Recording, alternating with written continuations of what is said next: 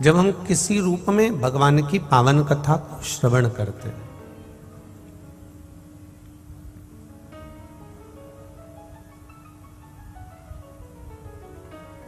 भगवान शिव ऐसा कोई जीव नहीं है जिससे मिलने के लिए मेरा महादेव नहीं बैठा हो। प्रत्येक संसार के मानव हो, जीव हो, मेरा देव अधिदेव महादेव उनसे मिलने के लिए हर पल, हर घड़ी, हर क्षण बैठा हुआ है।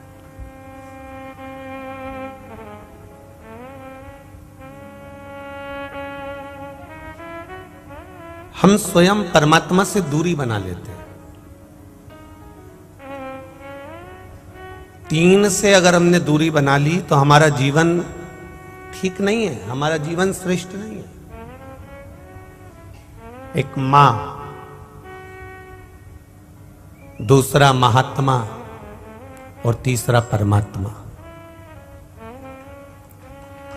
ये 3 है। अगर हम तीनों से विमुख हो गए, हम तीनों से दूरी बना लिए, हम तीनों से दूर हो जाते हैं तो हमारा जीवन श्रेष्ठ नहीं हो पाता, हमारा जीवन परमात्मा के चरणारविंद तक नहीं पहुंच पाता। ये 3 हमारी जिंदगी से अगर दूर हो गए, हमारे जीवन से दूर हो गए तो फिर हमारा जीवन सार्थक नहीं है, हम मंजिल तक नहीं पहुंच पा रहे। कौन कौन? पहले नंबर पर मां, दूसरे नंबर पर महा और तीसरे नंबर पर परमात्मा। बचपन में मां जो जन्म देने वाली होती है, उस मां से अगर वियोग मिल जाए, वो मां अगर हमको छूट जाए, वो माता हमसे दूर चली जाए, तो बच्चे का जीवन लक्ष्य तक पहुंचने में निश्चित नहीं हो पाता। छत्रपति शिवाजी को अगर छत्रपति शिवाजी बनाने वाली है तो वो शिवाजी की माता जी है। कोई दूसरे ने छत्रपति शिवाजी को छत्रपति शिवाजी नहीं बनाया, उनकी मां ने कहा कि मुझको ये किला चाहिए और ये किला तुझे लाकर देना। जब दुख की घड़ी आती है, कष्ट की घड़ी आती है, तकलीफ की घड़ी आती है, जब मां सामने आकर खड़ी हो जाती है, मां मां होती है।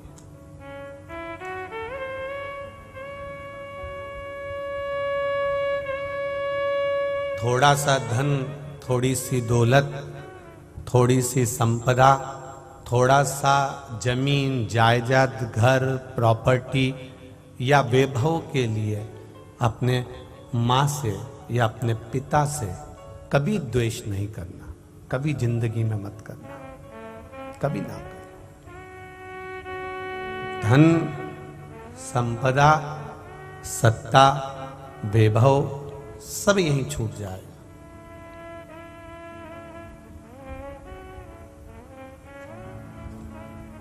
एक मां जिसने तुम्हारा बचपन संवारा है, तुम्हारी जिंदगी संवारी है। दूसरे नंबर पर है महात्मा। महात्मा का मतलब होता है गुरु।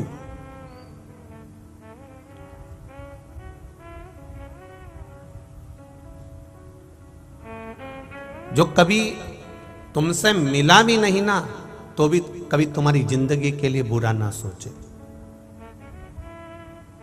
महात्मा का मतलब यह नहीं होता कि केवल एक कोई वस्त्र धारण कर लिए है, कोई वस्त्र पहन लिए, या तिलक लगा लिया, या अपन ने कोई आसन ग्रहण कर लिया। महात्मा का मतलब वो नहीं है। महात्मा का मतलब होता है जिसकी आत्मा के अंतर्गत कभी कपट आया ही नहीं।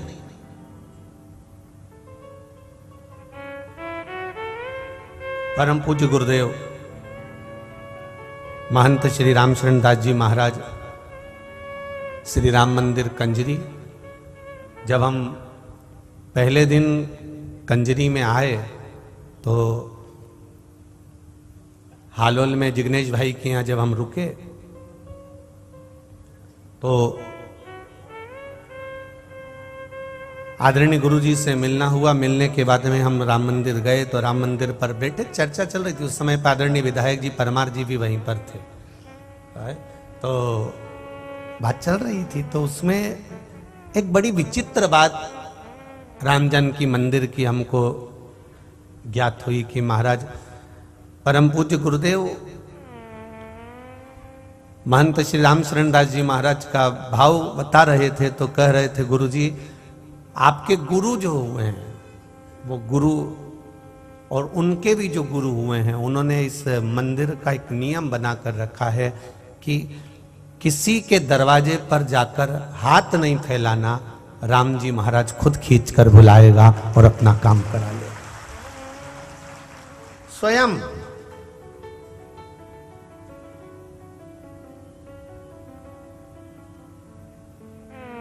और ये राम जी की कृपा ही है। मुझे विश्वास अभी भी नहीं हो रहा कि कंजरी में शिव महापुराण की कथा हो रही है। सीधी बात है महाराज जी, ये राम जी की कृपा है। राम जी ने खींचकर इन बच्चियों को बुलाया, राम जी ने कथा करवाई, गुरु जी का सानिध्य प्राप्त हुआ और माघ महीने में इतने सारे संतों का दर्शन हो जाना ये असंभव है महाराज। ये तो सब शिव की कृपा है, उनकी उदारता, उनकी करुणा है जो हमको दर्शन हो। करा वो रहा है, करने वाला भी वो।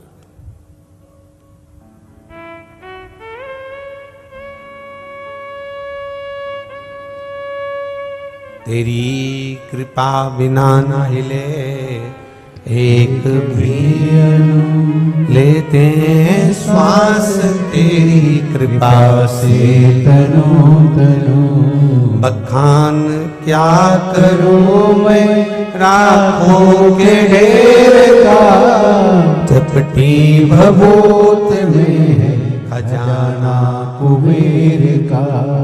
तो माँ और महात्मा और परमात्मा ये तीन अगर हमसे दूर हो जाते हैं तो हमारा जन्म लेना बेकार है महाराज।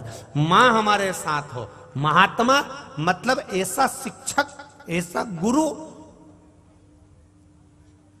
ऐसा महात्मा, ऐसा संत, ऐसा साधु, ऐसा सन्यासी, ऐसा तपस्वी, ऐसा साधक, ऐसा उपासक जिसके भीतर कभी किसी के प्रति कपट भाव, बैर भाव, ईर्ष्या भाव प्रकट ही नहीं।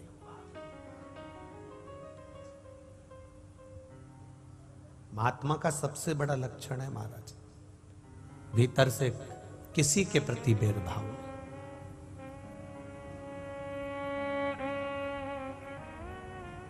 मातंग बाबा के दरवाजे पर शबरी अम्बा रोज दर्शन कर आ जाती है। जहां से मातंग बाबा निकलते हैं शबरी अम्बा रोज बुआरी लगा देती है, रोज पुष्प की पंखड़ियां बिखेर देती है और रोज उन पुष्पों की रंगोली डाल देती है शबरी अम्बा।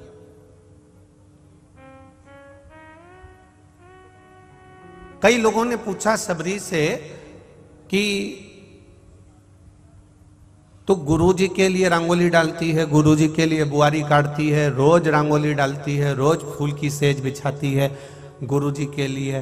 तो शबरी अम्बा ने कहा कि गुरु अगर ये मार्ग सुलभ कर देंगे, अगर गुरु इस मार्ग से निकल जाएंगे तो ये निश्चित है एक दिन मेरा राम भी इसी मार्ग से निकल कर जाएगा, मेरा राम भी इसी मार्ग से निकल कर जाएगा।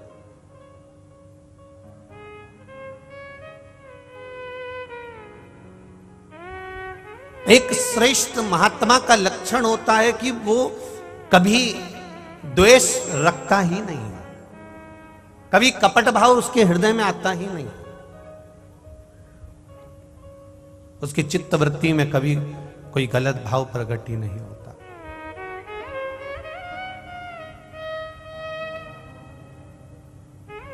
और तीसरे नंबर पर है परमात्मा।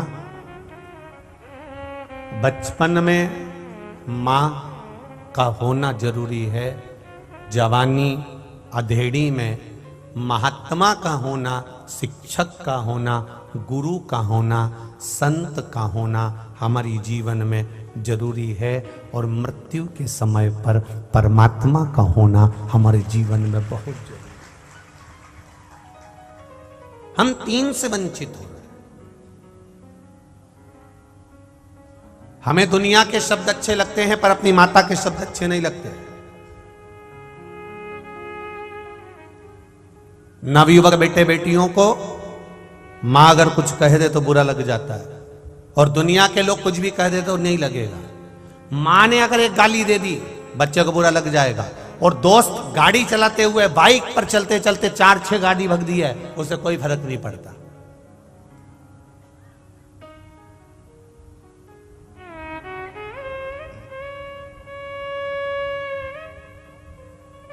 कह दिया ना माने, ठीक है। अब शब्द कह दिया ना माने, ठीक है, पर हो सकता है हमारी मां हमारे लिए हमारी जिंदगी को संवार रही। ये जितने भी हमारे सामने कहीं ना कहीं अगर विवाद आते हैं, कोई ना कोई बात आती है, तो समझ लेना चाहिए ये पूर्व का कोई बंधन होगा जिसके कारणवश आज हमको ये सब सहना पड़ रहा है। ये विचार कर लेना चाहिए। मां बचपन को संवारने वाली होती है, जवानी अधेड़ी को संवारने वाला शिक्षक सदगुरु संत महात्मा होता है, और बुढ़ापे को संवारने वाला परमात्मा का नाम होता है जो अंत समय में संवार दे। अंतिम बिंदु संवरना चाहिए। बचपन गया जाने दो, जवानी गई जाने दो, अधेड़ी गई जाने दो, पर बुढ़ापा मत बिगड़ने देना। जिसका बुढ़ापा बिगड़ गया उसका जीवन नरक हो गया। घर पे से तुम कैसे भी फोटो खिंचवाने वाले के यहां चले जाओ, गए हो फोटो खिंचवाने कभी? अरे बोलो तो जम के गए हो ना। घर से कैसे भी जाओ तुम फोटो खिंचवाने वाले के यहां, चाहे तुम तैयार होके चले जाओ, जूड़ा बांध के चले जाओ, साड़ी वाड़ी पटली मटली सब लगा लोगों के बढ़िया तैयार मैयार होके 1 घंटे तक पेंसिल से लाइन खींच के और डब्बा भर के और नैनों को नीला पीला करके कत्थाई करके और 2 घंटे तक धागे से निपटा के तुम तैयार होकर कितने भी फोटो वाले के चले जाओ, पर फोटो वाला जब फोटो खींचता है ना तो तुमसे कितने भी तुम तैयार हो जाओ, कितने भी तुम श्रृंगार कर लो, उसके बाद भी फोटो वाला तुमसे खटका दबाने से पहले कहता है स्माइल प्लीज। अब देखो तुम कितने चतुर हो। हमने कहा ना गुजरात में थोड़ी बहुत कथा तो नीवी बच्चों के चल जाएगा, सब समझ जाते। वो स्माइल प्लीज कह रहा।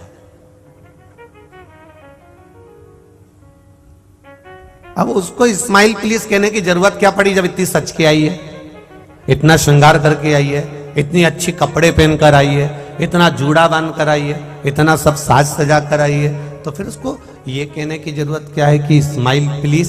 क्योंकि उसको मालूम है ये सब जितना श्रृंगार करा है, जितना कपड़े पहने हैं, ये किसी काम का नहीं। अगर तुम्हारे चेहरे पर स्माइल नहीं है तो वो किसी काम का नहीं, किसी काम का नहीं। मुस्कुराहट, हंसी, चेहरे पर प्रसन्नता, ये परमात्मा ने केवल मनुष्य को दी है, केवल परमात्मा ने मनुष्य को दी।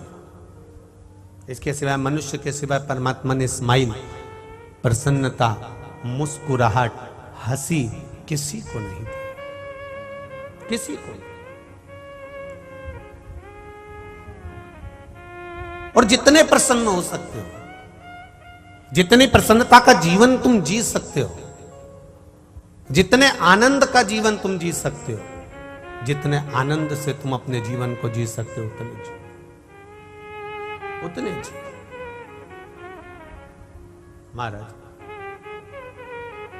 तेरी कृपा बिना न हिले एक भी अणु, लेते हैं श्वास तेरी कृपा से तनु तनु। बखान क्या करूं मैं राखों के ढेर का, चपटी बबोध में है खजाना कुबेर का, हे गंगाधार मुक्ति द्वार ओमकार तू, भोले ओमकार तू, आयो शरण तिहारी शंभो कार तो। ये उसकी कृपा से मिली। आपके चेहरे की प्रसन्नता, आपके चेहरे की स्माइल, ये उस परमात्मा ने केवल मनुष्य को दी है, केवल मनुष्य।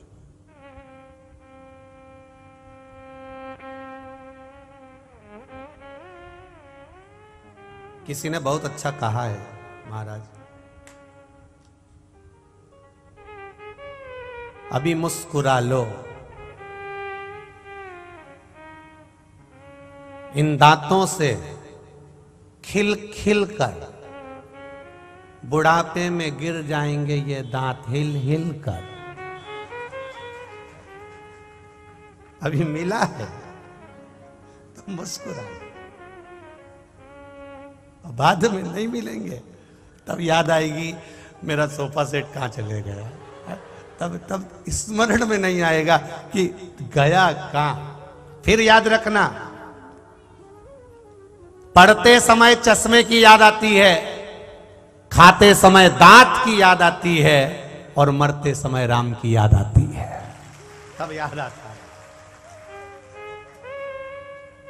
पढ़ने बैठोगे तब याद आएगा मेरा चश्मा तो कथा में छूट गया, मेरा चश्मा तो घर रह गया, मेरा चश्मा तो वहां रह गया। खाते समय याद आया मेरे सोफा सेट तो फ्रिज के अंदर रह गया है, और ये लड्डू तिल्ली का, और तिल्ली का लड्डू खाना दम की बात होती है। एक सास और बहू में झगड़ा हो गया। सास ने कहा बेटा लड्डू बनाना तो तिल्ली को पीस लेना, मूंगफली के दाने को पीस लेना, और पीसने के बाद फिर गुड़ में लड्डू बनाना हो। बहू ने कहा नहीं, मेरी मम्मी ने बोला है तिल्ली को सेको, गुड़ में डाल दो, लड्डू बन के तैयार। अब सास ने जो लड्डू बनाया वो पीस के बनाया, बहू ने जो लड्डू बनाया सेक के गुड़ के अंदर डाल के बना दिया। अब दोनों में से सास का जो लड्डू था, एक दिन सास बाहर बैठ के खा रही थी बड़ी आराम से, और बहू ने जो मुंह में लड्डू लिया तो दांत निकल के सामने। अंतर है, ओल्ड इज गोल्ड। बुढ़ापा बुढ़ापा है, सिखाता बहुत कुछ है, बहुत कुछ सिखा देता है। तो यहां शिव पुराण कह रही है, भगवान शंकर की कथा कर रही है। ये प्रसन्नता, ये आनंदता, ये हृदय का आनंदता, ये चित्त की आनंदता, ये परमात्मा ने केवल मनुष्य को दी। तो मां, महात्मा, और तीसरे नंबर पर है परमात्मा। ये तीन का साथ अगर हमारे जीवन में मिला हुआ है तो हमारा मनुष्य का जीवन लेना सार्थक हो गया, हमारा जीवन सार्थक हो गया। मां बचपन को संवारेगी, महात्मा शिक्षक सदगुरु हमारे जवानी और अधेड़ी को संवारेंगे, और परमात्मा अंत बिंदु को, अंत समय को संवार लेता है। फोटो वाला कपड़े को देखकर फोटो नहीं खींचता, तुम्हारे चेहरे को देखकर फोटो नहीं खींचता, फोटो वाला बटन दबाता है। बस इतना जरूर कहता है स्माइल प्लीज।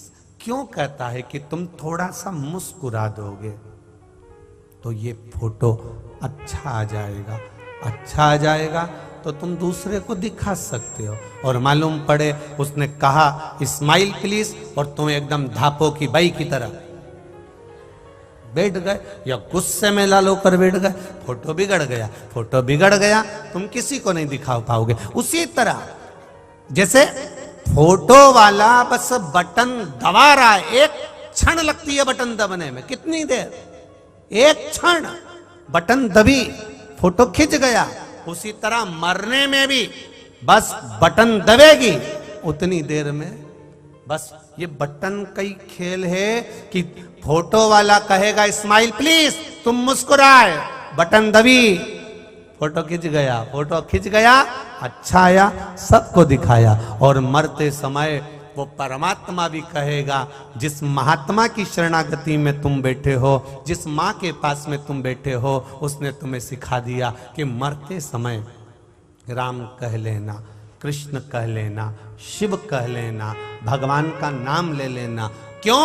वो बटन दबाने वाला फोटो खींचने के लिए तैयार होगा, पलंग पर पड़े होगे, वेंटिलेटर पर पड़े होगे, आईसीयू में पड़े होगे, या कहीं किसी भी तरह से तुम्हारे प्राण छूट रहे होंगे, अंतिम बिंदु चल रहा होगा, कैमरा लेकर मेरा महादेव खड़ा होगा, बटन दबाएगा, उस समय पर बस तुम्हें स्माइल देना है। स्माइल से मतलब है राम कहना है, कृष्ण कहना है, शिव कहना है, और अपना फोटो सुधार लेना है, मतलब अपना जन्म सुधार लेना है। फिर वापिस जन्म नहीं होगा, पुनरपि जननम पुनरपि मरणम के प्रपंच से हम छूट जाएंगे। फिर केवल हमारा कोई जन्म नहीं, फिर हम परमात्मा की शरणागति में पहुंच जाएंगे।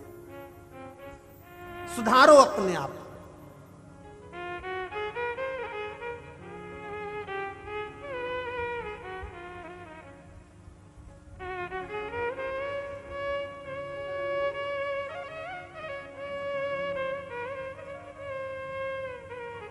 अभी मुस्कुरा लो इन दांतों से, बोलो बोलो जरा, खिल खिल के, नहीं तो बुढ़ापे में सब निकल जाएंगे। हिल हिल बचा क्या, सब तरह सब। भजन की चित्तता, मुख में हो राम नाम, राम सेवा हाथ में, तू अकेला नहीं प्यारे राम तेरे साथ में। किया अभिमान तो फिर मान नहीं पाएगा, होगा वही प्यारे जो मेरे राम जी को भाएगा। फल आशा त्याग शुभ काम करते रही, जाई विधि राखे राम, ताही विधि रही। नाता एक राम जी से, तू सुन लो कंजरी वालों, नाता एक राम जी से, दूजा नाता छोड़ दे, और रिश्ता एक भोलेनाथ से, दूजा रिश्ता जोड़ ले। साधु संगे राम रंग अंग अंग सही, और जाई विधि राखे राम, ताही विधि रही। महाराज भजन चित्त को आनंद।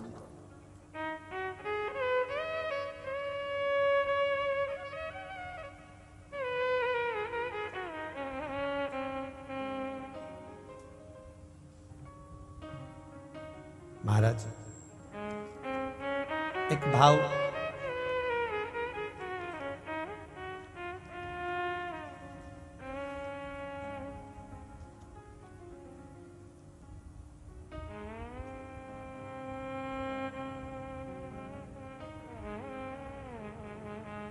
परमात्मा का जब तक दर्शन ना हो,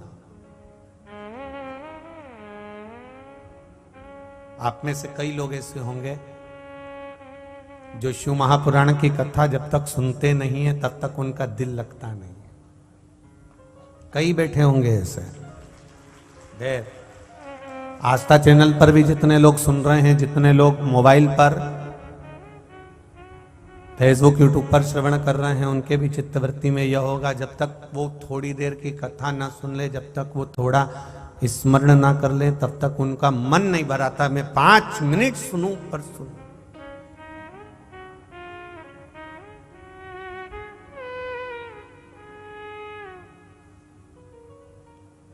जैसे कि भक्त ने भाव से कहा, बड़ा भाव व्यक्त करता, जरा देर ठहरो राम,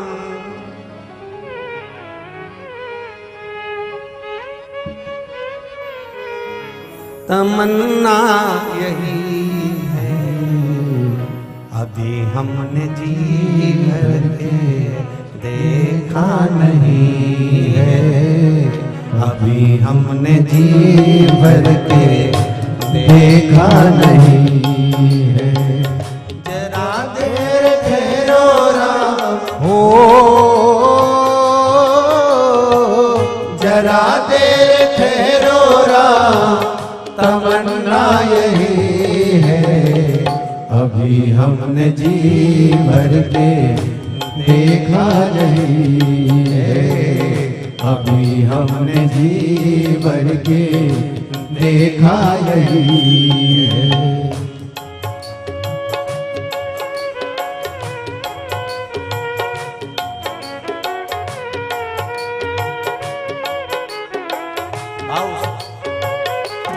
जय हो।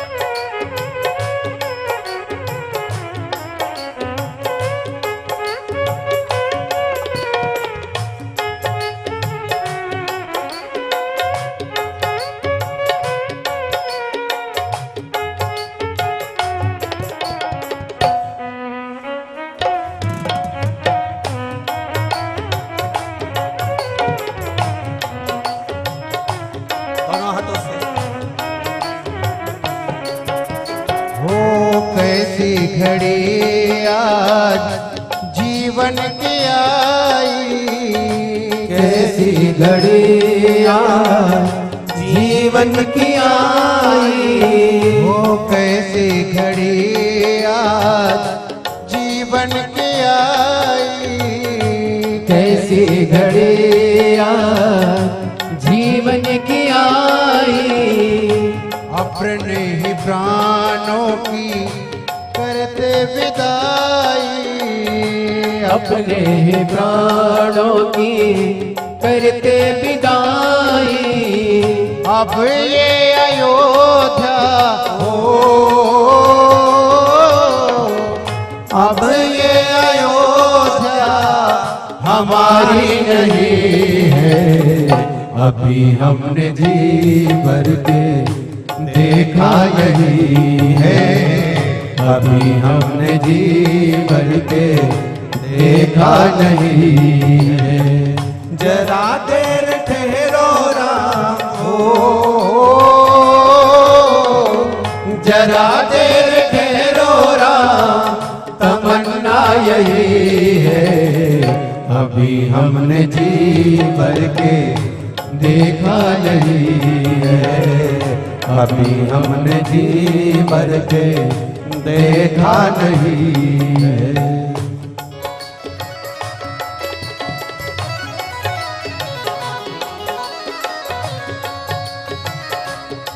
शंभो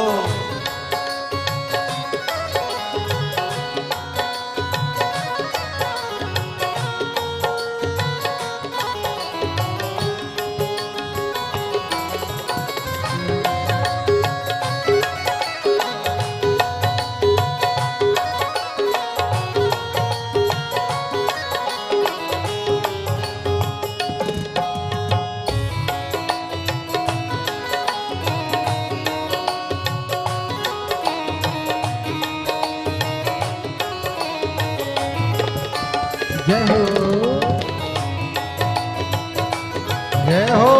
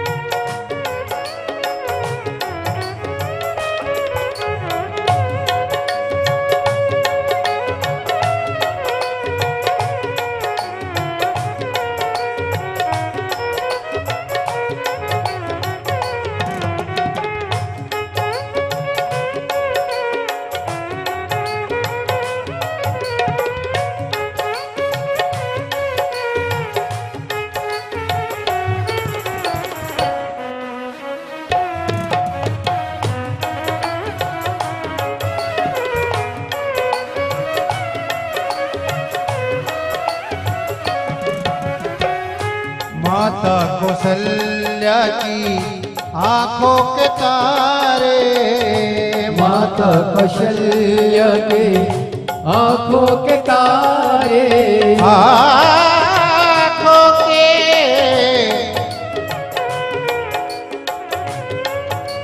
तारे,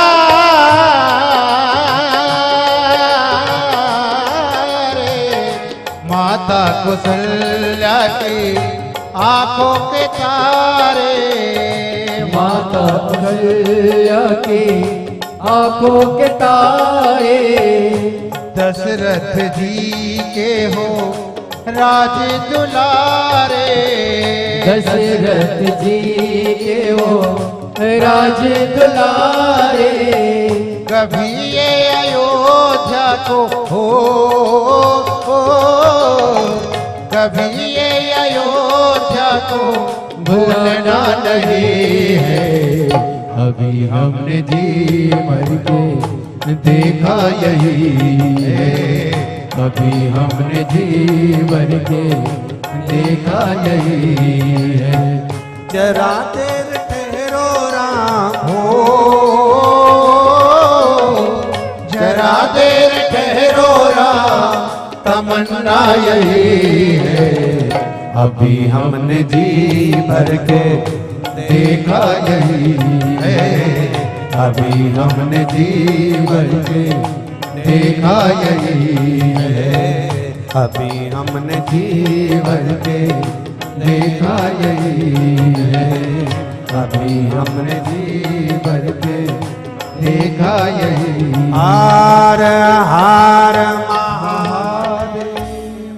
अपने स्थान पर बैठकर भगवान शिव के मूल मंत्र का जाप करते हुए, भगवान शिव का स्मरण करते हुए भाव से, दिल से, हृदय से श्री शिवाय नमस्तुभ्यं, श्री शिवाय नमस्तुभ्यं, श्री शिवाय नमस्तुभ्यं, श्री शिवाय नमस्तुभ्यं, श्री शिवाय नमस्तुभ्यं, श्री शिवाय नमस्तुभ्यं।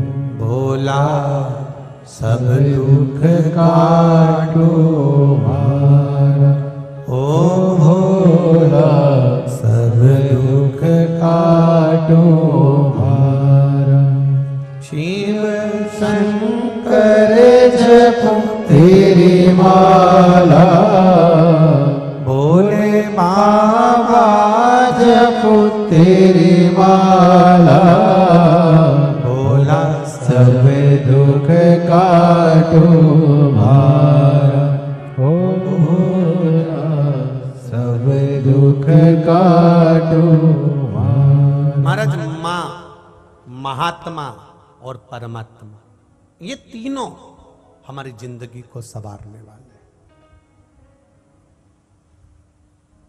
इनसे यदि हम विमुख हो गए,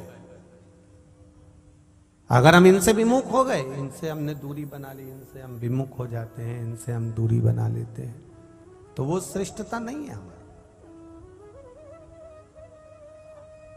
मां बचपन को संवार देगी, जवानी अधेड़ी को महात्मा गुरु शिक्षक संवार देंगे, और अंत अवस्था में भगवान का नाम हमको संवार देगा, फिर जन्म मरण के प्रपंच से दूर छूटा देगा।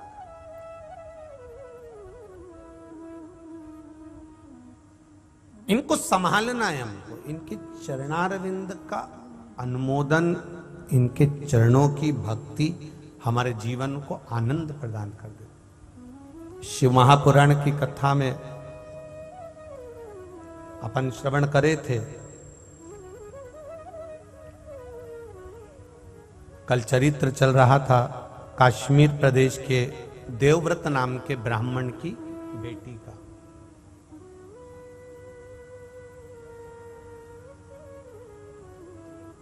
कौन सा जन्म मिला उसको?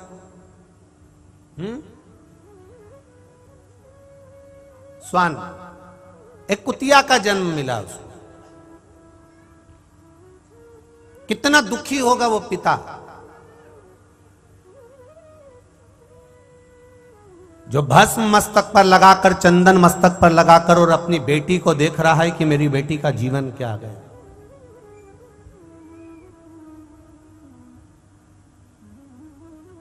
बहुत मेरा पहले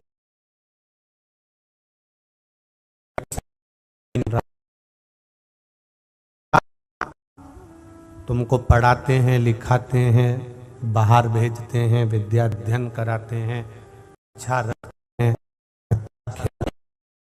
अच्छे हैं, तो मेरा बेटियों से निवेदन रहता है कि उसके पिता के बताए अनुसार आप पढ़ भी रहे हो, चल भी रहे हो, वस्त्र भी पहन रहे हो, तो इतना निवेदन पिता का जरूर स्वीकार करना कि अपने बाप को, अपने पिता को नरक में धक्का मत दे देना, पिता को कन्यादान का मौका जरूर देना।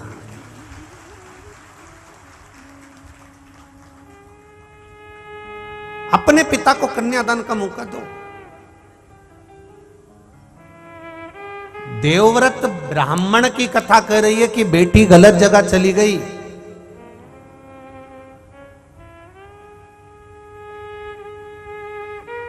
श्वान की योनि, एक कुत्ता की योनि, एक कुतिया की योनि प्राप्त कर ली। और जरा विचार करिए कितना भयंकर स्वरूप है। एक पांव टूटा हुआ है, एक कान कटा हुआ है, एक आंख फूटी हुई है, और शरीर भी पूरा उसका जो था, पूरा शरीर में से उसके जो एक आध बार तो कभी जिंदगी में तुमने भी ऐसा कुत्ता तो देखा ही होगा। देखा है कि नहीं देखा है?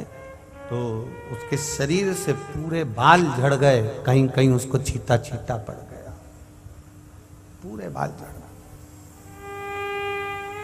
विचार करिएगा जरा, सोचिए कितना भयंकर स्वरूप उसका। बाप का मन नहीं दुखेगा, पिता का मन नहीं दुखेगा, पिता का हृदय नहीं रोएगा, पिता का मन नहीं रोएगा। बेटी के लिए कितना सोचता है पिता। कन्यादान की पूरी तैयारी कर लेता है, बेटी का जन्म होता है तो थोड़ा पैसा जोड़ना चालू कर देता है, रखना चालू कर देता है, साड़ियाँ रखता है, रकम बनवाता है, सामान रखवाता है, पूरा सामान जोड़ जोड़ के पिता रखता है, संभाल संभाल के। और वो बेटी जिसको, पिता को जिस बेटी पर नाज था, पिता को जिस बेटी पर नाक था कि मेरी बेटी है, मेरी बेटी, इसका शादी ऐसी करूंगा, ऐसा विवाह करूंगा, ऐसा करूंगा, वैसा करूंगा, और वही बेटी अगर किसी आड़े टेढ़े के साथ में चली जाए, दूसरे धर्म में चली जाए,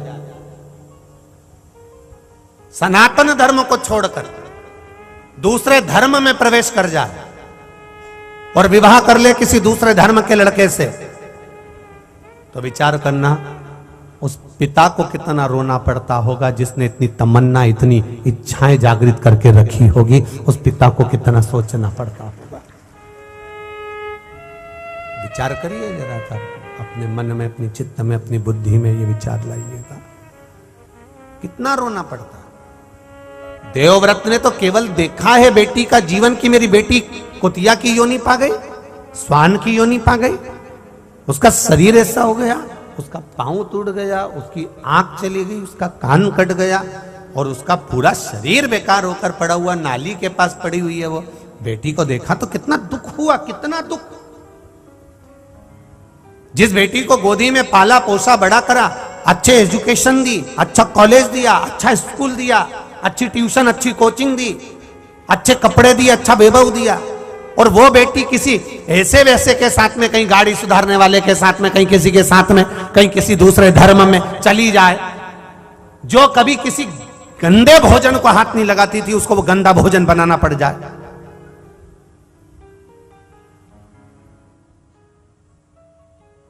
जो कभी गंदे भोजन के सामने से निकलकर चली जाती तो वोमिटिंग कर देती है, उल्टी कर देती है, उसको वो भोजन करना पड़ रहा है, उसको वो भोजन बनाना पड़ रहा है। तो वो बाप कितना दुखी होता होगा। सोचो कि मेरी बेटी की किस्मत कहां लेकर गई, बताओ। क्या सोचा था इसके, कितना विचार करा था इसके लिए, और कहां पहुंच गई है।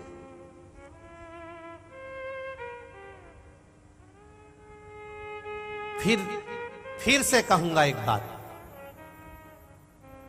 फिर ध्यान देना।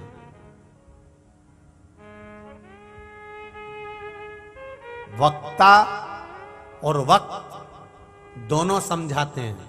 वक्ता से समझ गए तो बुरा वक्त नहीं देखना पड़ेगा, और अगर वक्त ने समझाया तो रो रो के समझाए। वक्ता और वक्त दोनों समझाते हैं।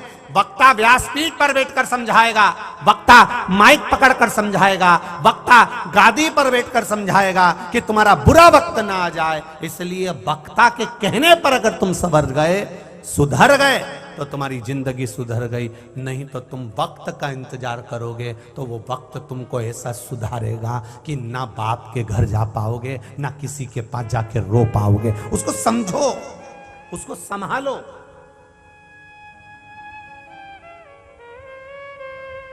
विचार करिए जरा अपने विचारों उसका।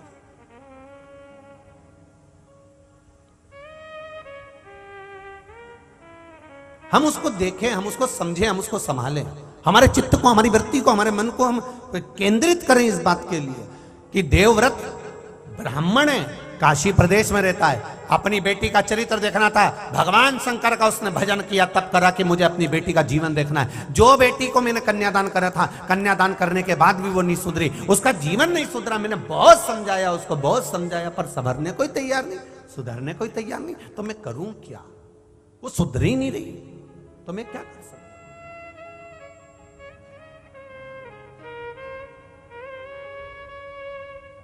अब जैसे ही भस्म लगाया, चंदन लगाया और देख लिया कि मेरी बेटी को कुतिया का जन्म मिला है, स्वान का जन्म, और वो स्वान भी ठीक नहीं।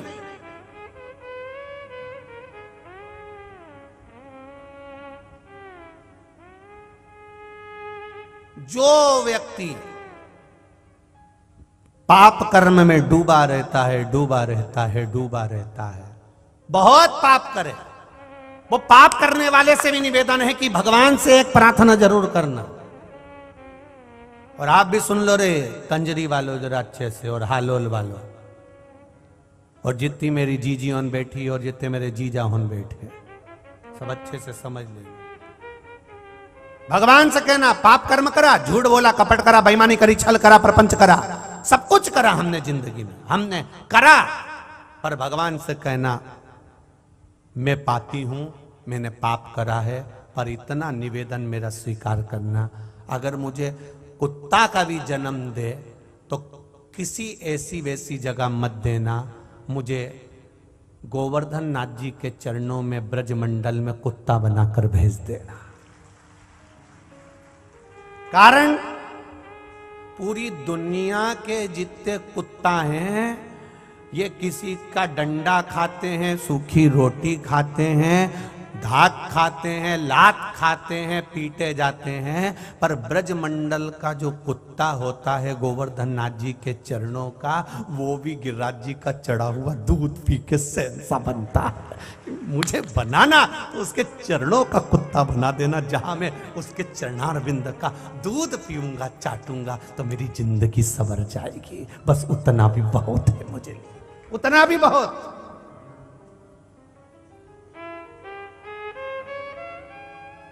बहुत विरोध करते हैं दुनिया के लोग। यहां तो संत महात्मा बैठे हैं, मेरा ज्यादा बोलना उचित नहीं है, क्योंकि महात्मा हैं, उनकी वाणी बड़ी प्रबल होती है। कल भी अपन ने एक महात्मा जी की वाणी सुनी, बड़ी जोरदार थी, तो इनके सम्मुख में कुछ कहूं, पर हमारा शास्त्र कहता है, कई लोग विरोध करते हैं, कई लोग विरोध करते हैं, शंकर जी पे दूध चढ़ाना उत्तम नहीं है, दही चढ़ा दिया, शहद चढ़ा दिया, पंचामृत चढ़ा दिया, ये चढ़ा दिया, वो चढ़ा दिया, शिव जी को ये चढ़ा दिया, वो बहकर नाली में जा रहा है, वो बहकर गटर में जा रहा है, वो बहकर उधर जा रहा है। अरे उनको कितना समझाओ कि वो बहकर अगर बाहर जा रहा है तो मेरे शंकर जी का एक नाम है पशुपति नाथ। अगर उसके ऊपर चढ़ा हुआ केवल मनुष्य मनुष्य खाता, उसके ऊपर चढ़ा हुआ दही केवल मनुष्य पीता, उसके ऊपर चढ़ा हुआ दूध केवल मनुष्य पीता, तो वो मनुष्य का नाथ होता। फिर उसका नाम पशुपति नाथ क्यों हुआ? क्योंकि जो चढ़ा हुआ बाहर जाता है उसको कोई जीव, कोई जानवर, कोई कुत्ता भी खा लेता है, तो पशुओं का नाथ है, वो साधारण नहीं है महाराज। उसका नाम पशुपतिनाथ है, वो पशुओं के लिए भी बहुत कुछ देता है। एक जरा सा उसने डमरू बजाया और 33 कोटि देवताओं को पशु बना दिया और खुद उसका नाथ बनकर बैठ जाता है वो पशुपतिनाथ। कोई साधारण नहीं हो सकता वो। शंभु शरण मांगू घड़ी रे घड़ी दुख काटू, दया करी दर्शन आपो। वो साधारण नहीं है, उसका नाम पशुपतिनाथ। अच्छा ज्ञान देने वाले बहुत मिलेंगे तुमको। कभी तुम शॉपिंग मॉल में शॉपिंग कर रहे हो, कभी किसी ने पूछा तुमसे काहे के लिए शॉपिंग कर रहे हो? अरे बोलो तो रही जी हो। कभी कोई ने बोला? कपड़े की दुकान पे कपड़ा खरीद रहा हो, किसी ने पूछा तुमसे इतना महंगा कपड़ा क्यों खरीद रही हो, ये कपड़े क्यों खरीद रही हो? कभी तुम घड़ी की दुकान पर खड़े हो, घड़ी ले रहे हो, तो मुझे किसी ने कहा घड़ी क्यों ले रही हो? कभी तुम चाउमीन खा रही हो, पानी पतासा खा रही हो, छम्मक लड्डू खा रही हो, ढोकला खा रही हो, कभी किसी ने पूछा तुमसे ये क्यों खा रही हो? बस केवल एक जगह ऐसी होती है, सनातन धर्म की जगह, भगवान का भजन कीर्तन दान पुण्य स्मरण, जहां पर लोग तुम्हें टोका करते हैं। सुंदरकांड में जाके क्या करोगे, राम मंदिर जाके क्या करोगे, शंकर मंदिर जाके क्या करोगे, शिव जी पे जल चढ़ा के क्या करोगे, धतूरा चढ़ा के क्या करोगे, क्या होता है उससे, क्या होता है उससे? और कपड़ा लेने से क्या होता है, सामग्री लेने से क्या होती है, फिल्म देखने से क्या होता है? दुनिया के लोग अगर आपको ज्ञान देंगे तो केवल सनातन धर्म के विरोध पर ही देंगे।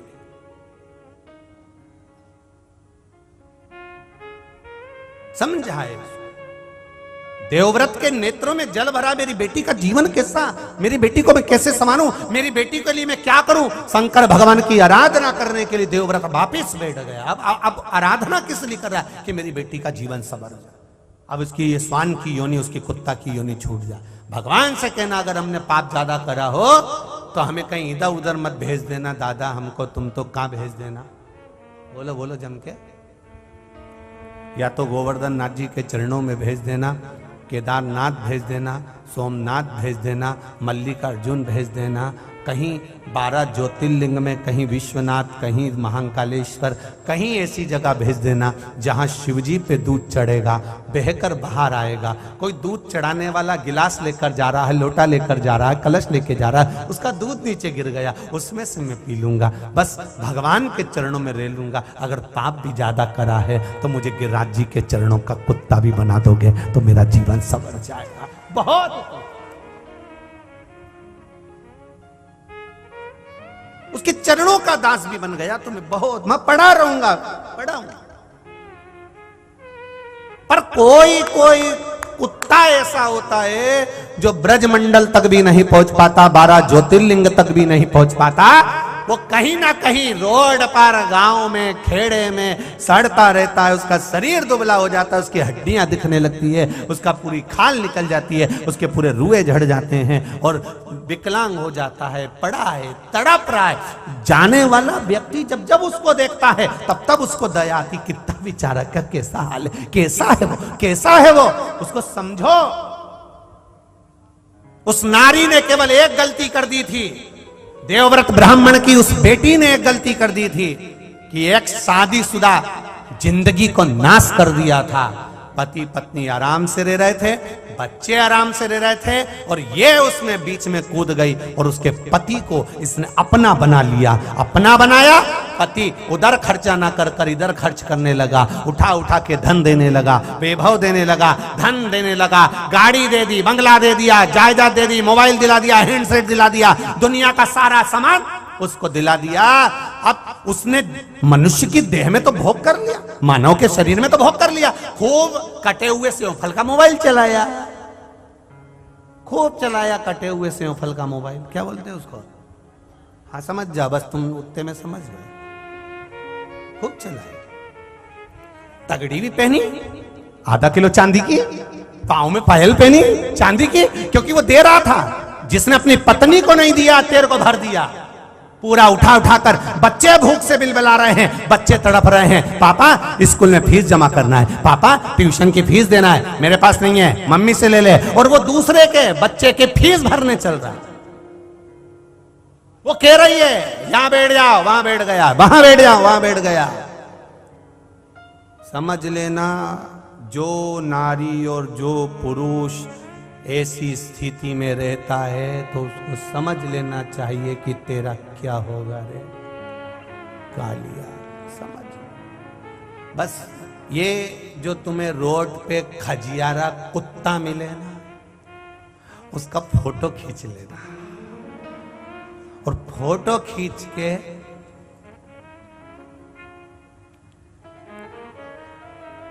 एक बार व्हाट्सएप पे वायरल कर देना और नीचे लिख देना तेरा क्या होगा रे कालिया। बस जिसने शिव पुराण सुनी होगी उसको ये, और मेरा निवेदन आपसे, ये कथा आपको थोड़ा ना थोड़ा, इस कथा को थोड़ी सी क्लिप काट कर जनमानस तक पहुंचना चाहिए। कई लोगों के घर बच जाएंगे, कई लोगों के घर सुधर जाएंगे। ये क्लिप जनमानस तक पहुंचना चाहिए। क्या होगा तेरा, ये कुत्ते का जन्म, कुत्ता भी बनता तो अच्छा बनता।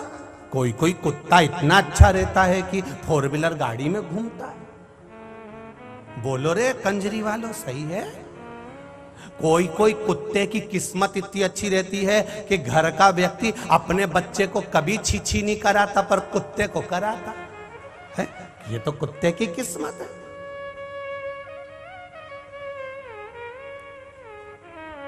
ये तो उसकी किस्मत। कोई कोई कुत्ता रोटी के साथ साथ ऐसा डब्बा आता है कुत्ते को खिलाने का, 700 रुपए का, 800 रुपए का, 900 रुपए का, और बिस्कुट भी आता है। कोई कोई कुत्ता इतना वीआईपी रहता है उसको वो मसाला भी मिलता है अलग से, चटनी, कितना वीआईपी। और कोई कोई कुत्ता ऐसा रहता है नाली के किनारे रोड पर, शरीर से खाल निकल गई, दुबरा हो गया, पूंछ के भी बाल सब चले गए, ऐसा दुबरा पतरा, पांव टूट रहा है, शरीर बेकार। तो इसको पहचान के इसका फोटो खींच के फिर भेज देना कि जो अपनी पत्नी को और जो अपने पति को धोखा देता है उसका यही हाल होता है।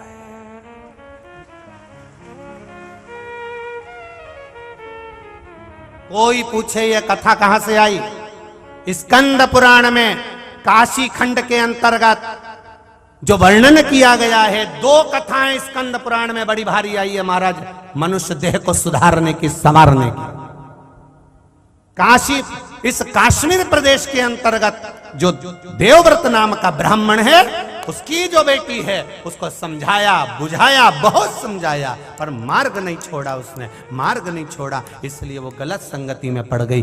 पर पुरुष के ऊपर उसने स्मरण करा, पर पुरुष को अपना बनाना चाहा। उसका सुंदरता इतनी थी कि पुरुष उसके ऊपर लोभित हो जाता था, पुरुष उसकी ओर हो जाता था। ना जाने कितनों के घर का वैभव इसने अकेला रख दिया, अकेला। दिला देगा वो तुमको, तुम्हारी सुंदरता के चक्कर में वो तुम्हें हैंडसेट दिलाएगा, तुम्हारी सुंदरता के चक्कर में पायल दिलाएगा, तुम्हारी सुंदरता के चक्कर में कपड़ा दिलाएगा, तुम्हारी सुंदरता के चक्कर में सब कुछ दिलाएगा। पर तुम इस बात का अंदाजा लगा रखना कि ये सुंदरता केवल मनुष्य के देह तक रहती है। मनुष्य का देह छूटने के बाद जब अगला जन्म होगा, 84 लाख योनियों में 20 लाख योनि तो केवल ये पेड़ पौधे की है, केवल पेड़ पौधे की। और उसमें भी पेड़ पौधे भगवान से प्रार्थना करते हैं, हमको फल वाला मत बनाना, हमको फल वाला मत बनाना। जो दूसरे का धन हड़प जाते हैं, दूसरे की जायदाद खा जाते हैं, दूसरे का पैसा खा जाते हैं, दूसरे की प्रॉपर्टी खा जाते हैं, दूसरे का सामान खाकर बैठ जाते हैं, उनको भगवान आम का पेड़, बेर का पेड़, कबीट का पेड़, फल वाला पेड़ बना देते हैं। क्यों बनाते हैं? कई लोगों को बड़ी प्रसन्नता होती है, आम का पेड़ कितना सुंदर, बेर का पेड़ कितना सुंदर, भगवान उसको फल वाला पेड़ बनाते हैं। क्यों बनाते हैं? क्योंकि तूने दूसरे का खाया है, इसलिए अब पत्थर खा और आम तोड़ने वाला उठा धर के। जो आम के पेड़ पे चढ़ा, केरी को तोड़ने के लिए पत्तों को नोच रहा है, डालियों को नोच रहा है, बेड़ तोड़ रहा है, उसको कष्ट पर कष्ट हो रहा है, रो रहा है, बिलख रहा है। 20 लाख योनि, 84 लाख योनि में 20 लाख योनि तो वृक्ष की है। भगवान से प्रार्थना करता रहता है, आम का पेड़, बेर का पेड़, फल वाला पेड़, नारियल का पेड़, ये सब भगवान से प्रार्थना करते। हमको बनाना था तो दूबा बना देते, घास बना देते, साधारण बना देते। लोग हमें पत्थर तो नहीं मारते, लोग हम पर चढ़ते तो नहीं, हमको नोचते तो नहीं, हमको खींचते तो नहीं। प्रभु कृपा कर दो, दयालु करुणा कर दीजिए, कृपा कर दीजिए। भगवान नहीं करता। 84 लाख योनि में 20 लाख योनि पेड़ पौधे की है, 20 लाख योनि में भी जो आखिरी वृक्ष की योनि है वो बेलपत्री, पीपल, बड़, आंवले की है। ये योनि पाने के लिए भी जीव भगवान से प्रार्थना करता, हमको बेलपत्री का पौधा बना देना। क्यों? अगर किसी बेलपत्री के पौधे की बेलपत्र उतर कर देवाधिदेव महादेव को चढ़ जाती है तो वो बेलपत्री का पौधा कुंवारा नहीं रहता, उसकी महादेव के साथ शादी हो जाती है और वो दूसरे लोग को चला जाता है। वो कहता है बेलपत्र का पौधा बना देना। इसलिए आपको कहा था कि अपने आनंद के साथ में, अपने जीवन के साथ में एक बेलपत्री का पौधा जरूर लगाओ। क्यों? तुम अगर मर भी गए, तुम्हारे प्राण छूट भी गए, वो बेलपत्री का पौधा अगर लगा रहेगा, वो बेलपत्री का पेड़ लगा रहेगा, उसमें से एक पत्ती टूटकर अगर महादेव को चढ़ गई तो ना जाने कितनी योनियां उसकी कट जाएगी, उसका मोक्ष हो जाएगा, वो शिव तत्व को पा लेगा। हम समझाएं, समझें।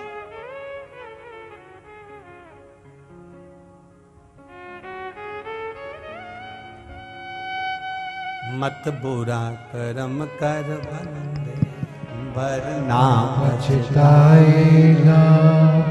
भगवान की आंखों से तू बच नहीं पाएगा, तू बच नहीं पाएगा। अरे ओ अज्ञानी मत कर नादानी। क्यों? विचार करो, हमारे इस योनि में, हमारे इस जीवन में कितनी विचित्रता है। थोड़ा वो कहते हैं ना, शिव के सिवा कहीं दिल ना लगाना, शिव के सिवा कहीं दिल ना लगाना। नहीं तो पड़ेगा तुझे आंसू बहाना, शिव के सिवा कहीं दिल ना लगाना, वरना पड़े आंसू बहाना। तुम मत गाना, तुम जरा चुप रहो, इनकी भी तो सुन लूं मैं जरा, बोलो जरा। ये उसी लाइन के लिए। देवव्रत की बेटी ने गलत जगह दिल लगा लिया। तुमसे निवेदन है, सुनो। अरे जितने आस्था पर सुन रहे हो, जितने लोग फेसबुक यूट्यूब पर सुन रहे हैं और जितने कंजरी में सुन रहे हैं, बोलो जरा, शिव के सिवा।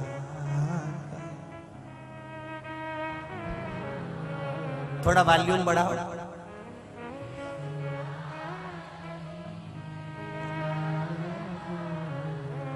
वरना पड़ेगा तुझे,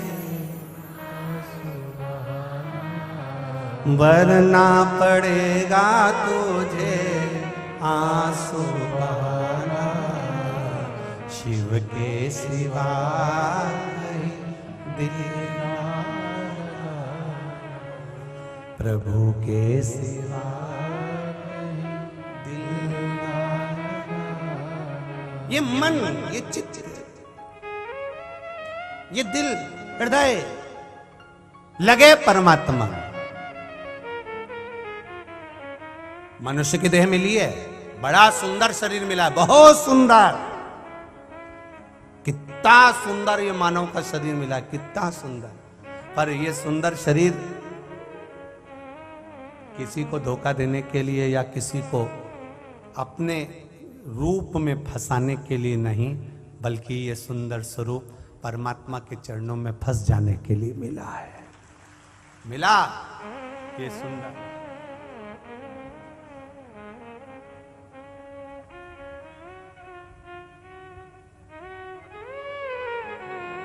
कितनी सुंदर मां यमुना, कितना सुंदर उसका भाव। श्रीमद् वल्लभाचार्य जी वर्णन करते हैं, नमामि यमुनाम हम सकल सिद्धि है तुम मुदा मुरारी पद पंकज स्फुंद मंदिर उत्कंठ। कितना सुंदर है, कितनी सुंदर।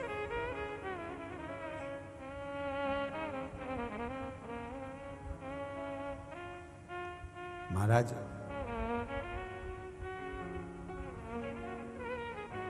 यहां तक दुनिया के लोग कहते हैं सुंदरता आपकी ही नहीं, मेरे परमात्मा की भी सुंदरता सुंदरता है। कई लोग कन्हैया को कह देते थे, ओ नंद लला, ओ नंद लला, जो तुम होते नंद लली तो गले कट जात करोड़न। अच्छा हुआ नंदराय जी तुम्हारे घर में इतना सुंदर छोरा हुआ, इतनी सुंदर छोरी हो जाती तो आधे तो बावड़ी में डूब के मर जाते इसके चक्कर में। इतना सुंदर है मेरा कृष्ण, मेरा राम, मेरा शिव। 33 कोटि देवी देवताओं में भी सबसे ज्यादा सुंदर है मेरे देवाधिदेव महादेव। गणेश जी कई बार कहते थे एक बार आपका रूप देखना है, ये भस्म लगा के बैठ जाते हो, जटाजूट बांध के बैठ जाते हो, अच्छे नहीं लगते। सबके पिताजी कितने अच्छे लगते हैं। भगवान विष्णु को देखो क्या सुंदर, राम जी को देखो क्या सुंदर, कृष्ण भगवान को देखो क्या सुंदर, इंद्र को देखो क्या सुंदर, वायुदेव, जलदेव, गरुण देव, वरुण देव, जितने देवताओं को देखो सब सुंदर नजर आते हैं। और एक देव अधिदेव महादेव, जटा बंधी हुई है, सांप बिच्छू पड़े हुए हैं, भस्म लपेटे हुए हो, ततैये घूम रहे हैं, अच्छे नहीं लग रहे। भगवान गणेश जी ने कहा मुझे एक बार आपका असली चेहरा देखना है, एक बार आपको अच्छा देखना है। भगवान ने कहा मैं रहने दे, मेरे को तो ये पाउडर लगे रहने दे, नहीं नहीं मेरे को देखना। भगवान ने अब की बार गणेश जी का हाथ पकड़ा, ले गए हरिद्वार। हरिद्वार ले जाकर भगवान ने कहा तू असली स्वरूप मेरा देख ही ले। और जो शंकर भगवान नहाने के लिए गंगा में कूदे, कूदते से ही जैसे बाहर निकले और केश भोलेनाथ के जो उन्होंने हिलाते से ही गणेश जी उनको देख के स्तुब्ध हो गए। आते से गणेश जी ने चरण पकड़ लिए, जैसे थे वैसे ही हो जाओ। शंकर भगवान बोले मैं नहीं होऊंगा वैसा। गणेश जी गए, चिता भस्म लेकर आए, लाके उन्होंने पिताजी के ऊपर पूरा बोरा उंडेल दिया भस्म का। शंकर भगवान ने पूछा ये क्यों कर रहा है? गणेश जी बोले आप मेरी मैया पार्वती से ज्यादा सुंदर दिख रहे हो और मैं मेरी माता से ज्यादा सुंदर किसी को नहीं देख सकता। अंदर से मुझे जलन हो रही है, ईर्ष्या हो रही। आप जैसे थे वैसे हो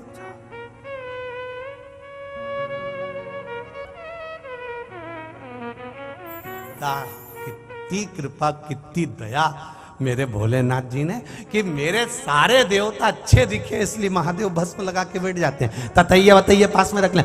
उन्होंने कहा इंद्र के पास जाओ, भगवान विष्णु के पास जाओ, ब्रह्मा जी के पास जाओ, वरुण गरुण के पास जाओ, मेरे पास मत आओ। इसलिए उन्होंने कैलाश धाम पर जाकर बैठ गए। कैलाश धाम पर वो भी ततैया लटका के, बिच्छू लटका के, नाग गले में धारण कर कर, मृगछाला पहनकर, कोई मतलब नहीं किसी से। चलो जब मेरे पास मत बैठो।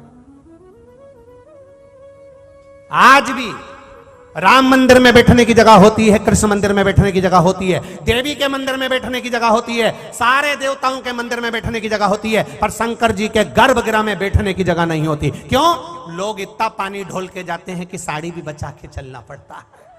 महादेव कहते हैं मेरे पास बैठ के टाइम बर्बाद मत करो, अपने घर जाओ। चलो यहां से बस लोटा चढ़ाओ और अपने घर जाओ। तो किसी ने पूछा महादेव जी आपके पास में समय क्यों नहीं है? महादेव बोले मैं खुद राम नाम जपता रहता हूँ, कृष्ण नाम जपता रहता हूँ, तुम भी जपो, अपने घर जाओ। टाइम काय को बर्बाद करते हो? पूरे दिन भर में 24 घंटे में 1 लोटा जल लेकर, बस ज्यादा समय नहीं लगता 1 लोटा जल चढ़ाने में। लगता है क्या?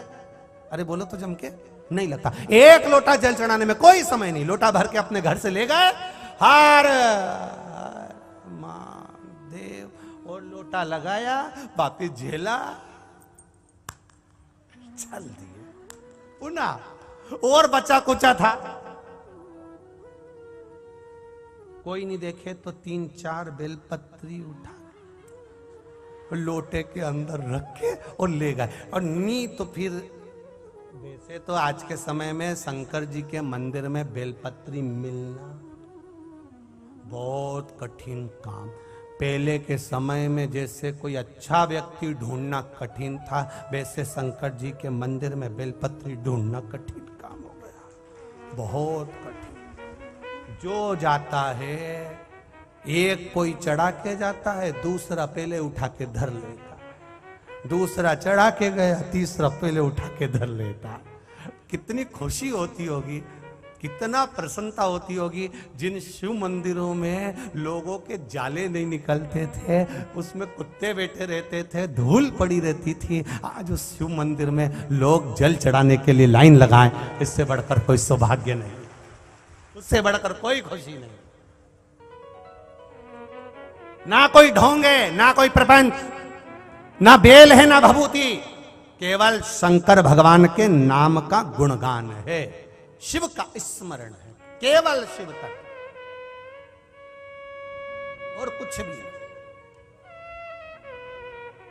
कर सेवा तू लगन लगाकर, मन में सच्चा भाव जगाकर, ही की आंखें खोलो रे अब वल्लभ के। महाराज नेत्र की खुल जाए, रो रहा है, बेटी की जिंदगी कैसे सवरे, जो बेटी इतनी गलत दशा में पहुंच गई, उस बेटी का जीवन कैसे संवारा जाए। विचार करा क्या करा जाए, शिव की आराधना में वापिस डूब गया, वापिस देवव्रत फिर डूब गया।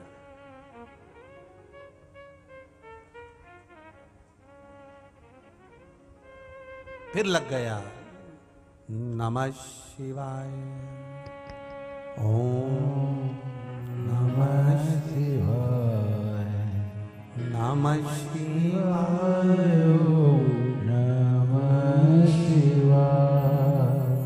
पहले बोल रहा है पंचाक्षर मंत्र, फिर पीछे से बोल रहा है षडाक्षर मंत्र। क्या बोला, फिर से बोल के बताओ।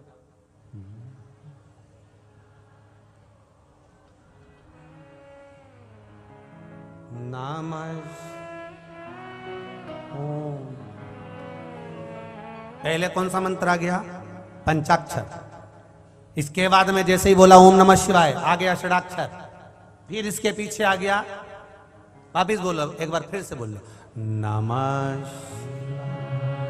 ओम नमः शिवाय, नमः शिवाय, नमः शिवाय। महाराज जैसे माताएं मंगलसूत्र पहनती है तो 4 काला दाना है या 2 काला दाना है, उसके बाद में एक सोने का, फिर 2 काला, फिर एक सोने का, फिर 2 काला, फिर एक सोने का। किसी ने पूछा ये मंगलसूत्र में काला दाना क्यों होता है, लाल दाना क्यों होता है, सोने ही सोना क्यों नहीं होता? तो कहा महाराज ये काला दाना पति को बुरी नजर से बचा कर रखता है और मेरा बना कर रखता है, बुरी नजर से बचा।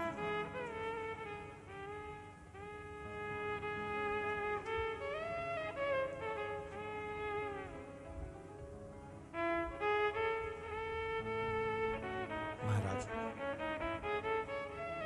इसलिए पंचाक्षर, षडाक्षर, द्वादशाक्षर, 2.5 अक्षर का, 2 अक्षर का, इन मंत्रों का अपना एक आनंद है महाराज जी। कैसे जपना है, कैसे धारण करना है, कैसे उसका गुणगान करना है, ये हमारे ऊपर होता है। नमः शिवाय, नमः शिवाय, ओम नमः शिवाय, नमः शिवाय, ओम नमः शिवाय, नमः शिवाय, ओम नमः शिवाय। करा गुणगान, करा स्मरण, करा भजन कर। लग गया पीछे, शिव मंदिर से बाहर निकला, बेलपत्री के वृक्ष के नीचे जाकर बैठ गया। देवव्रत बेलपत्र के वृक्ष के नीचे बैठा,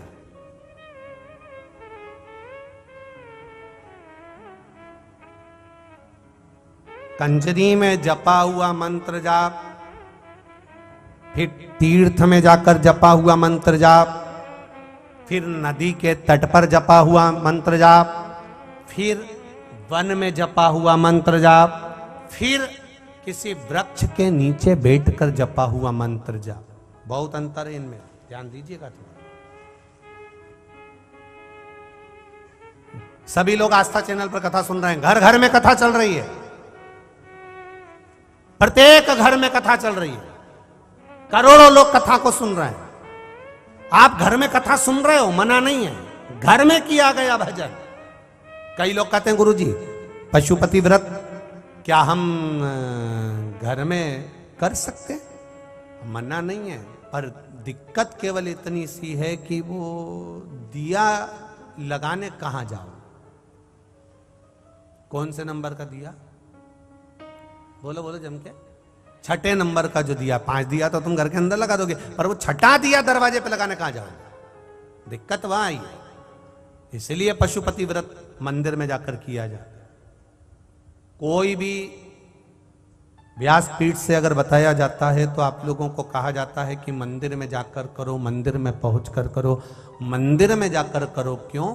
क्योंकि घर में जो शिवलिंग होता है उसकी आराधना, उसकी पूजन केवल आप अकेले करते हो या घर के लोग करते हैं, पर मंदिर में जो शिवलिंग रहता है उसकी आराधना कोई किस भाव से आ रहा है, कोई किस भाव से आ रहा है, उसकी आराधना वो उस भाव से करता है। इसलिए मंदिर के शिवलिंग का जो तपबल है, हमारे यहाँ कहते हैं कि मंदिर का शिवलिंग, फिर वन का शिवलिंग, नदी के तट का शिवलिंग। जैसे अभी आपको कहा कि भजन का बल कंजरी में कर रहे हो, फिर राम मंदिर के अंदर बैठकर कर रहे हो, फिर राम मंदिर के बाद में वन में कर रहे हो, वन के बाद में किसी नदी के तट पर कर रहे हो, नदी तालाब के तट के बाद में फिर किसी जंगल में कर रहे हो, जंगल के बाद में किसी वृक्ष के नीचे बैठकर कर रहे हो। उस तपबल का स्थान देखा जाता है कि तपबल किस जगह का है।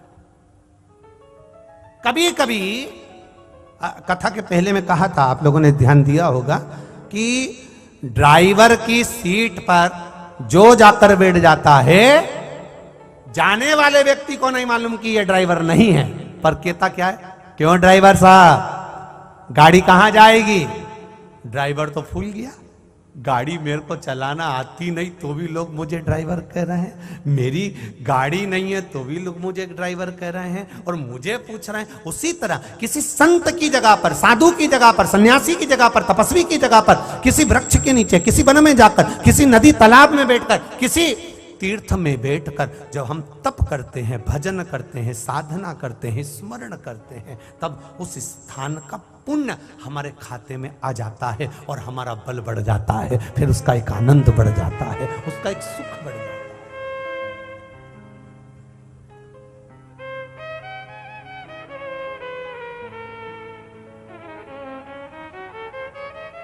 वो बढ़ जाएगा फिर। इसीलिए महाराज शिव के सिवा कहीं दिल ना लगाना, नहीं तो पड़ेगा तुझे आंसू बहाना, भोले के सिवा कहीं दिल ना लगा। ये जीवन मिला। कहा ड्राइवर को बोल दिया, क्या स्थान पर बैठा था इसलिए ड्राइवर बोल दिया। कितना हमारे यहां पर बल है देखिए। मास्टर की धर्म पत्नी मास्टर नहीं होती, होती है क्या? अरे बोलो तो रे, नहीं होती। फिर भी लोग क्या कहते हैं? मास्टरनी आई है, मतलब मास्टर की धर्म पत्नी आई है। डॉक्टर की धर्म पत्नी डॉक्टर नहीं होती है क्या? नहीं। फिर भी मंच पर बुलाएंगे तो क्या कहेंगे? डॉक्टर साहब एवं श्रीमती डॉक्टर। अब ये तो डॉक्टर थी ही नहीं, पर डॉक्टर के साथ जुड़ गई तो डॉक्टरनी हो गई।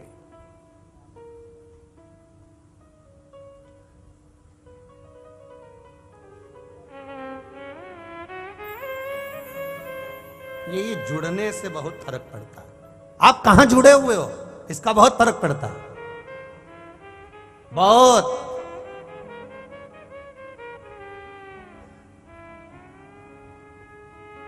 आप कहां नैन मिला रहे हो, इसका बहुत फर्क पड़ता है। आप किसको देख रहे हो, इसका बहुत फर्क पड़ता है, बहुत। एक बार तुम मंदिर में जाकर भगवान को एक टकटकी लगाकर देखना, भगवान को एक टकटकी लगाकर देखते रहना, देखते रहो, देखते रहो, देखते रहो, देखते रहो, देखते रहो, बस उसी को देखते रहो। लोग आते जाते तुमको क्या कहेंगे, कितना धर्मात्मा है, भगवान का कितना भक्त है, भगवान को कैसे निहारता रहता है, दिन भर देखता रहता है।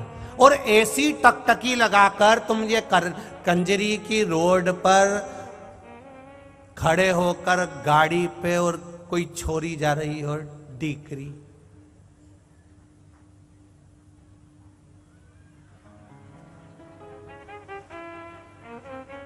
फिर क्या होगा? फिर होना जाना क्या है? कुछ नहीं होना है। पीछे जो गाड़ी वाला देख रहा होगा ना, गाड़ी खड़ी करेगा और चप्पल निकालेगा और जो धोना चालू करेगा ना, अब देखो कितना कितना अंतर आ गया। तुमने किसी को देखा तो उसने जूता उठा के धोया, उसने तुमको खूब मारा और गाली दी, अपशब्द का।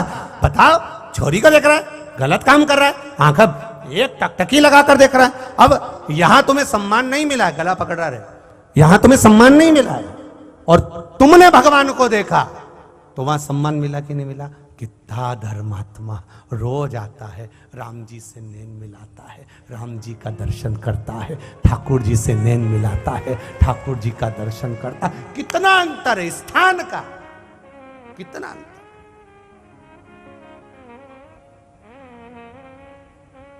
इसीलिए कहते हैं संतों के संग में लाग रे तेरी अच्छी बनेगी। अगर लगे हो अच्छी जगह पर तो अच्छा मिलेगा, बेकार जगह पर लगे हो बेकार मिलेगा। आपकी संगति का कुछ सुख मिले, वो एक आनंद का विषय हो सकता। करो भजन भगवान का, करो कीर्तन भगवान का, करो मंत्र जाप भगवान का। और जब उस मंत्र जाप में, उस कीर्तन में, उस स्मरण में हम भगवान की भक्ति में जब डूब जाएं तो उसका एक आनंद फिर प्राप्त हो जाता है, फिर मिल जाता है। महाराज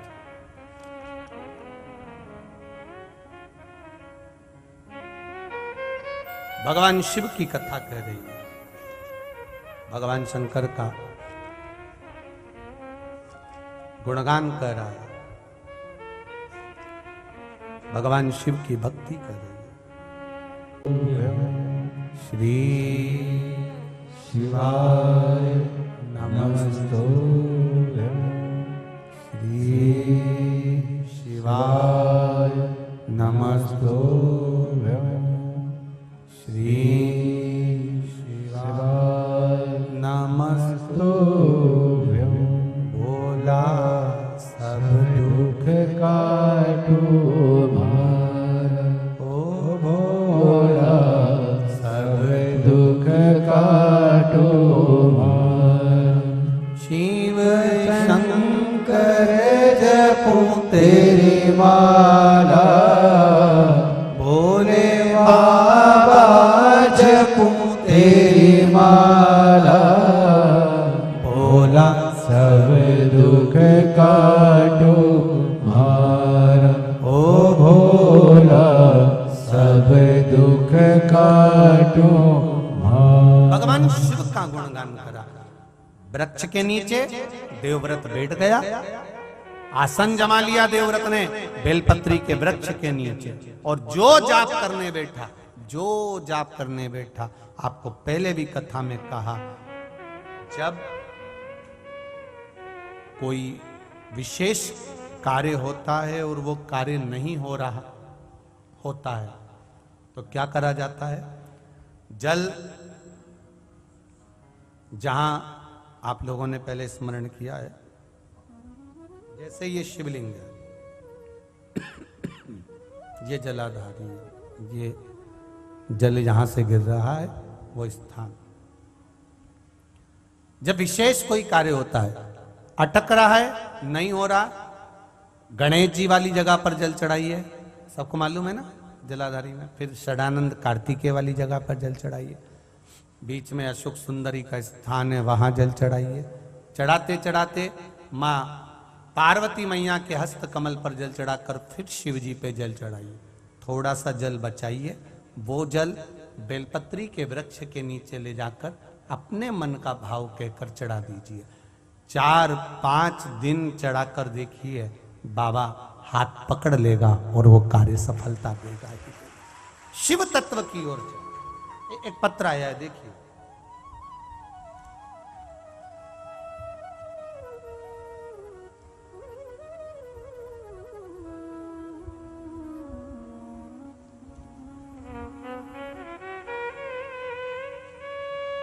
मेरा नाम वैशाली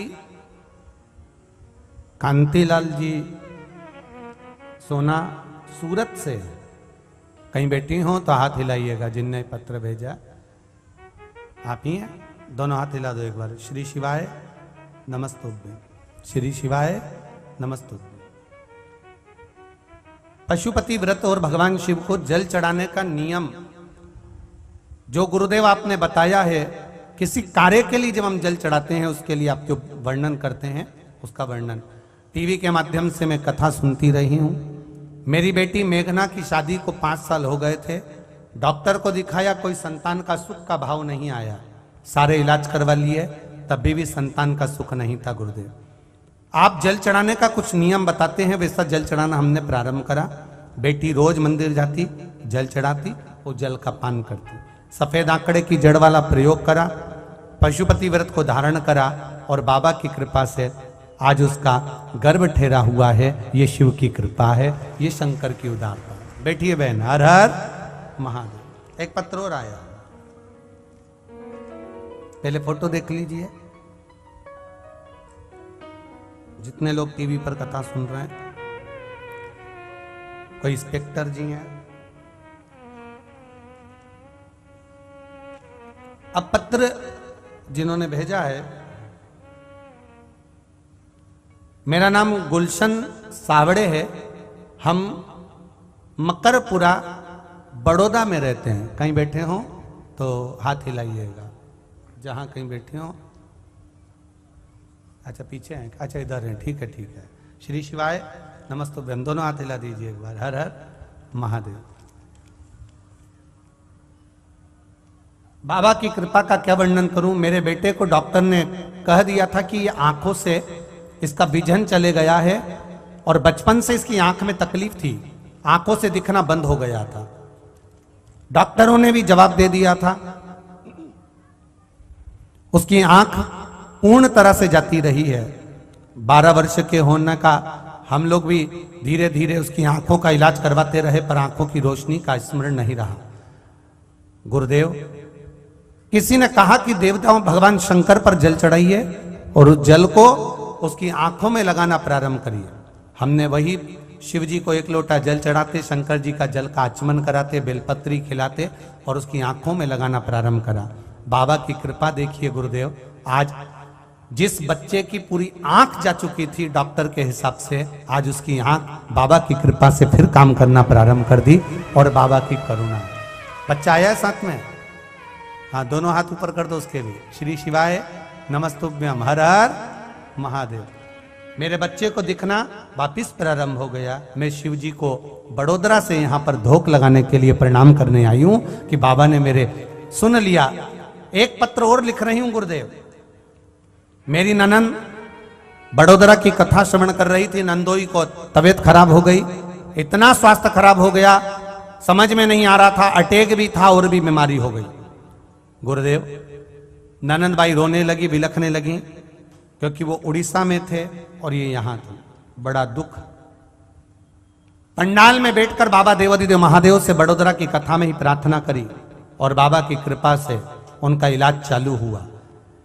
भयंकर अटैक आया, शरीर ने काम करना बंद कर दिया, पर दीदी ने भी मन और विश्वास पूर्ण रखा। शिवजी को जल चढ़ाती रही, बाबा से कहती रही और मेरे नंदोई भगवान की कृपा से बच गए, नहीं तो वेंटिलेटर पर पहुंच गए थे, जिनका फोटो मैंने लगाया है।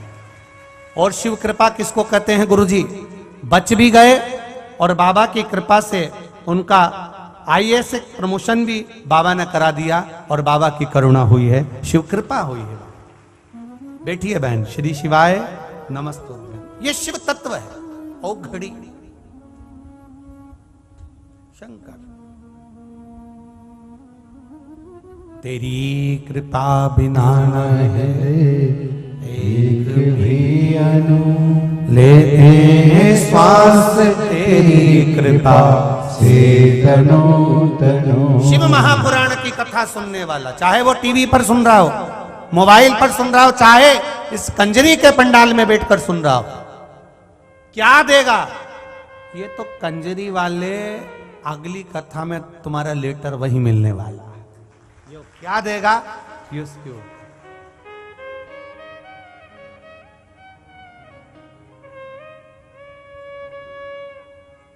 ये संतों की कथा है, भगवंतों की है। यजमान परिवार तो करा रहा है, पर आदरणीय गुरुदेव परम पूज्य महंत श्री राम शरण दास जी महाराज, कंजरी राम मंदिर, इनका कुछ, हम तो कहते हैं कुछ प्रबल भाव ही भगवान की कृपा से है, जिनके कारण ये पावन कथा का रसतत्व ग्रहण कर रहा है। आदरणीय गुरुदेव से कहूंगा, टीवी के माध्यम से संतों ने सुन ली कथा, अब सारे संतों ने मिलकर कुंभ के मेले प्रयागराज से, जो प्रयाग में मेला चल रहा है, वहां से पत्र भेज दिया सीहोर, कुछ भी हो माघ मेला जब तक चलेगा, भले 5 दिन दो, 2 दिन दो, 3 दिन दो, पर कथा है, प्रवचन देने तो आना ही पड़ेगा। सारे संतों ने प्रयागराज से निमंत्रण भेजा। अब बड़ी आफत में ये फंसे कि 3 तारीख से बरहानपुर में कथा है, अब बचा 29 को यहाँ कथा समापन हुई। अब 29 को विराम कर कर जावे तो बीच में 3 दिन बचे, और 3 दिन में 1 दिन प्रयागराज पहुंचो, फिर प्रवचन दो, फिर वापिस आओ, फिर बरहानपुर जाओ। बड़ी आफत में फंसे। हमने यहाँ से खबर भी करवाई, पर संत लोग नहीं मान रहे, इसलिए प्रयागराज के जो मेला चल रहा है संतों का, उन संतों के मेले में, प्रयागराज के मेले में 30 और 31 जनवरी 2 दिवस प्रयागराज के मेले को दिया है। प्रयागराज में संतों की श्री सतुआ बाबा सेवा शिविर, खाक चौक महावीर रोड, खाक चौक पुलिस थाना के पास, माघ मेला प्रयागराज ग्राउंड में 30 और 31, यही 30-31 जनवरी को 2 दिन शाम को 4 बजे से 7 बजे तक त्रिवेणी शिव चर्चा करेंगे। तो जो लोग प्रयागराज के आसपास के रहने वाले हैं वो एड्रेस का ध्यान रखेंगे। श्री सतुआ बाबा सेवा शिविर, खाक चौक महावीर रोड, खाक चौक पुलिस थाने के पास, माघ मेला प्रयागराज। 2 दिन संतों की सेवा में दिए हैं। अब वो नहीं माने, कहे आप संतों की कथा वहां पर भी बाँच रहे हो, तो यहाँ भी 2 दिन नहीं 3 दिन संतों को आशीर्वाद आनंद का आपको भी प्राप्त हो और संतों को भी प्रवचन का लाभ मिले बाबा की कृपा से। त्रिवेणी शिव चर्चा 2 दिन प्रयागराज में, कुंभ उस आनंद में प्रयागराज के मेले में हो, यही भाव से बाबा का 4 से 7 बजे तक वहां 2 दिन रहे, 2 दिन वहां प्रवचन का क्रम रहे। पर उसमें त्रिवेणी गंगा यमुना सरस्वती का शिव तत्व का सुंदर संवाद हम 2 दिन सुनेंगे, उसका आनंद प्रयास कर रहे हैं। अगर आस्था चैनल पर आस्था वाले अगर समय कहीं मिल जाए बाबा की कृपा से, शाम को 4 से 7 का 2 दिन, तो पूरा विश्व सुन लेगा प्रयागराज से, और नहीं मिला तो आगे आस्था वाले कभी सुन लेंगे, तो वो देखा जाए। तो ये तो बाबा के हाथ में है। तो हम तो आस्था चैनल वालों से भी कहेंगे 2 दिन प्रयागराज का आप भी आनंद लें, और 2 दिन 4 बजे से 7 बजे तक 30 और 31 को कथा का 2 दिवसीय प्रयागराज से लाभ संपूर्ण विश्व में दिया जाए माघ में।